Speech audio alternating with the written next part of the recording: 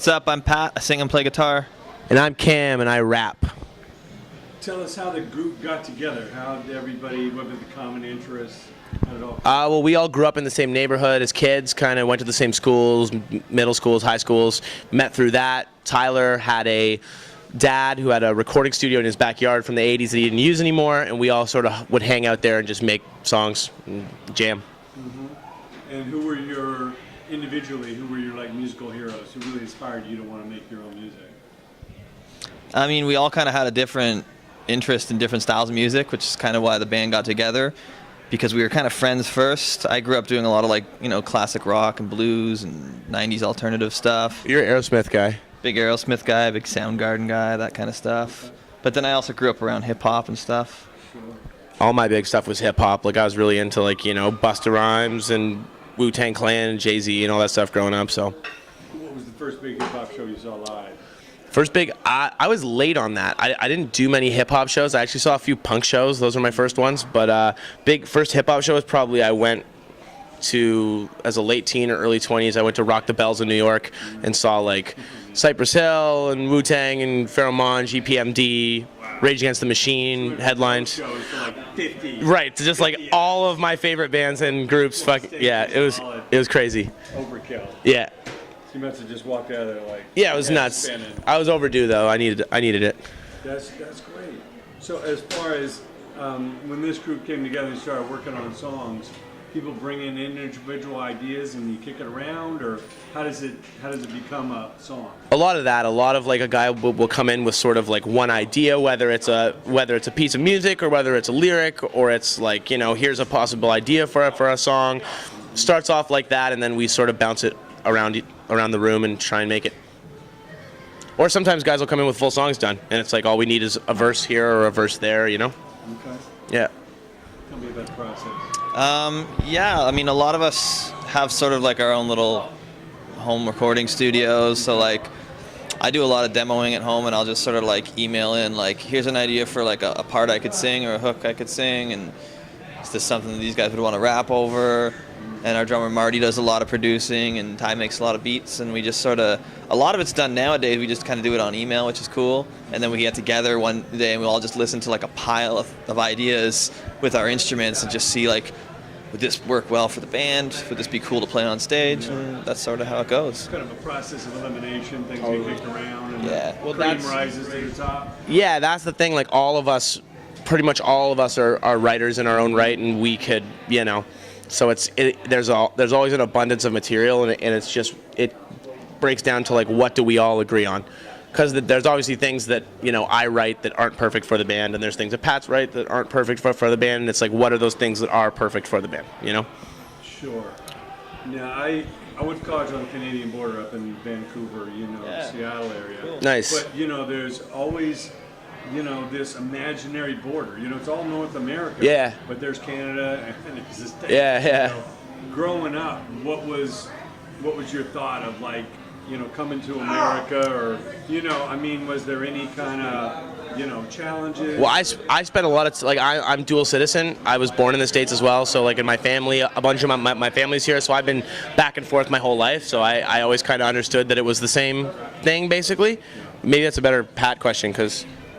Yeah, I mean, I came and visited America a lot as a kid. I don't think I really even realized I was going to a different country when I was really young. But for Canadian bands, I mean, it's really just like working in a different country. The biggest obstacles are, like, you know, we weren't legally allowed to play a show in America, even though we could just drive a couple hours and play there because we didn't have visas. So it kind of took us getting a record deal to get, you know, if you pull up with a trailer full of equipment and t-shirts ready to sell at a concert, you're not going to get over that border. So yeah, that was really just pretty much just that, just getting a business model together where you can, like, work in a different country, which is something that, you know, a lot of people take. They're sister countries to each other, but again, one thing being a slightly smaller country, I know the Canadian government supports the arts. Yeah, there's big time. grants, there's, you know, they're able to Help out, yeah. support, you know. Do you guys get involved in that, or have you seen any success stories of people that got? Well, we still get help from them. Like, they're great to us. It doesn't matter if you're a big band or a small band; they'll help you out no matter what. And it's definitely really helped us, because I don't know. It's a trade-off. I feel like in Canada, it makes up for the fact that like to tour in Canada, everything's so far away and everything is so satellite, and there's not that many markets, and it's relatively small. Whereas if you're a band in the States, you can just kind of go on tour and hit all these places within a couple hours of each other. So in some ways, it's easier being from the States, but then again, you can get funding in Canada, which helps even. It's about evening the playing field, you know? Yeah. Now, what are some of the things that they'll help fund? Well, they'll help fund music videos. They'll help fund portions of tours. So, like, you'll say, we have an opportunity to go on tour in the States, opening up for X, and they'll say, okay, we'll put this much money towards that and to help you guys, because you guys are representing Canada to the U.S. and then the world. So we want to get behind you.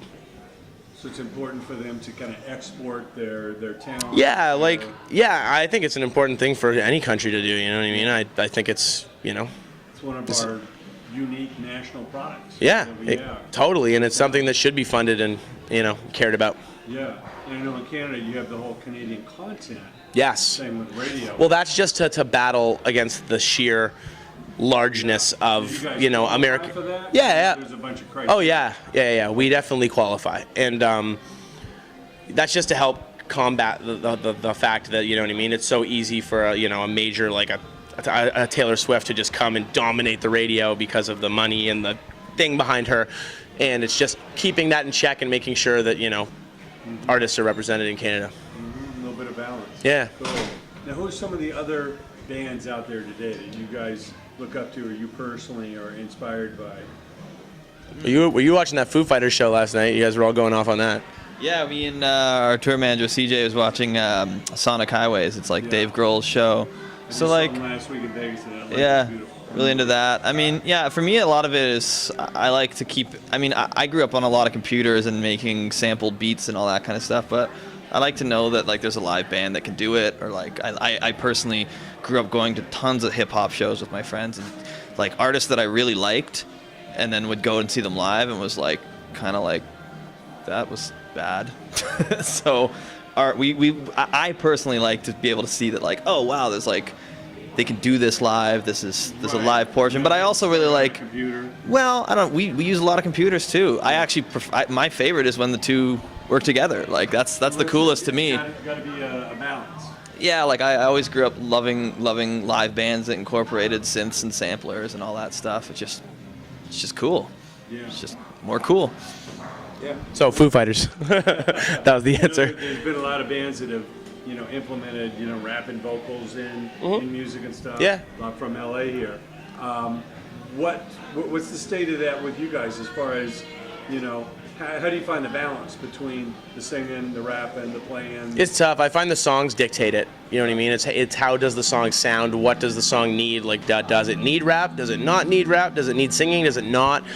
I feel like it's case to case. It's just dictated by what it is. Right. Yeah. Jam it in there just for the sake of having it. Rarely. Well, I mean, we've done that.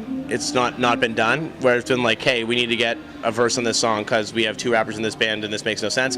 But usually we try not to force things on. Yeah. Now, as far as your experiences so far in the U.S., I know you're saying you just came off a tour. What's the next step? I know you're talking about making some new records here. Yeah, we're down here working with a producer, Matt Squire, and we're trying to get, we're trying to get a collection of songs together. We just went in the other day and went through a whole ton of our demos and actually wrote a song the first day. And we're just going to spend 3 weeks, hopefully come out with an EP of 5 or 6 songs and hopefully release that in the new year. Sure. Yeah. Any interesting stories the first time you came to LA? Any interesting people you ran into, or just kind of like, oh my God kind of moments? I almost got beat up by the cops the first time I was here, and it was Halloween. At the LAPD, yeah. Yeah, I met them on Hollywood, and I was dressed up like Arnold Schwarzenegger in Commando.